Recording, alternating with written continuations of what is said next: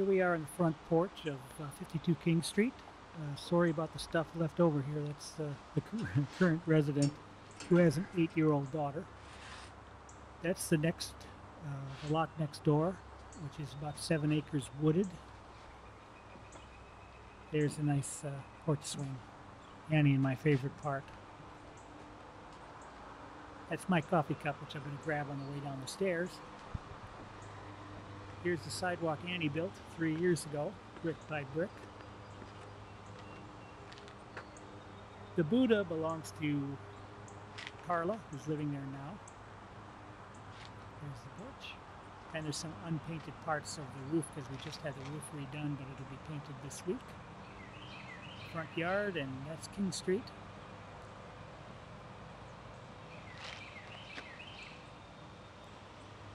That's where Annie and I live, across the street in the White House.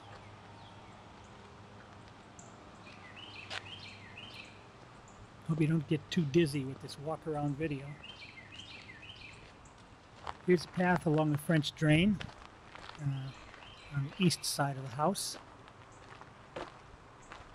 And this entrance goes through a small laundry room. You can see the dryer vent there, and into the kitchen. There's a retaining wall that Annie built. And here's the backyard. Pretty much just lawn right now. And there's the back of the house, and the grill and bike belong to the tenant, to Carla.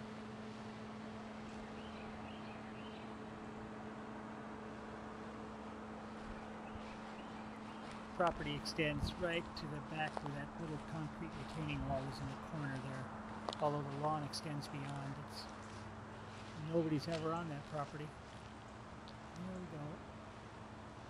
There's Tara's house, the neighbor.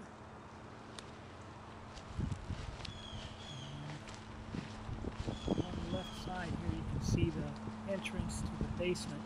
It's kind of a hobbit door. It's about a 5-foot door. But it does take you directly into the basement. There's another way in too, from the inside of the house, from the hallway.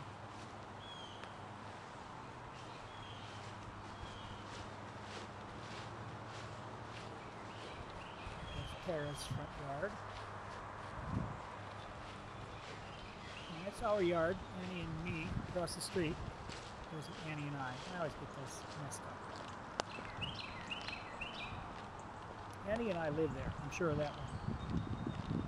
So we're going to take a quick walk over there because we have some green space there that we're happy to share. We have a swing and a hammock, and I'll show you the other houses that we rent. They're all in the neighborhood. There's that 7-acre wooded lot right in the heart of North Asheville.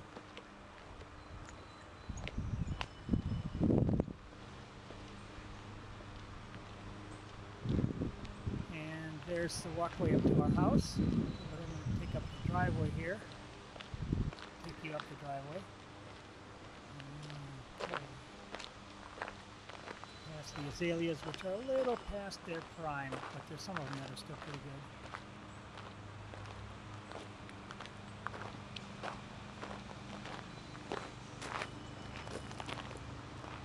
And here's that green space I was talking about. It's a cottage that we rent.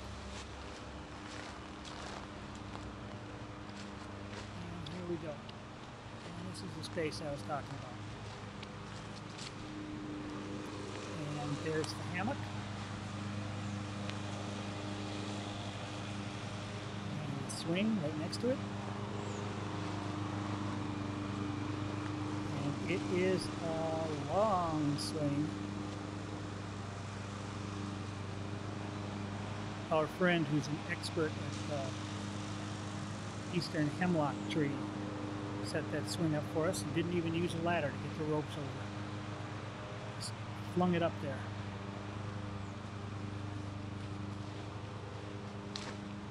And now we're looking at another rental of ours. I neglected to say that blue house I showed just a while ago was a rental. There's another one. And they're all occupied right now. And here's a little, could be a vegetable garden if someone would tend to it. We've got a couple of perennials in there. We got some strawberries and raspberries growing in there. We just planted last year.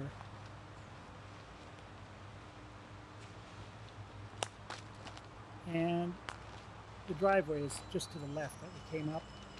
And I just wanted to show the relationship. There's 52 King Street at the end of the street. And that's 37 King Street. Melissa lives there with her, I think, 9-year-old son or 8-year-old son, Jesse.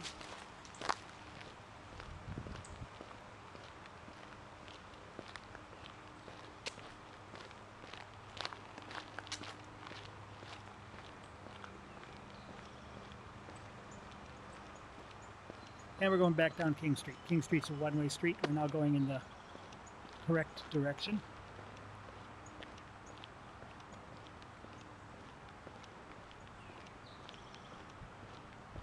Here's parking for 2 cars if they're not too long.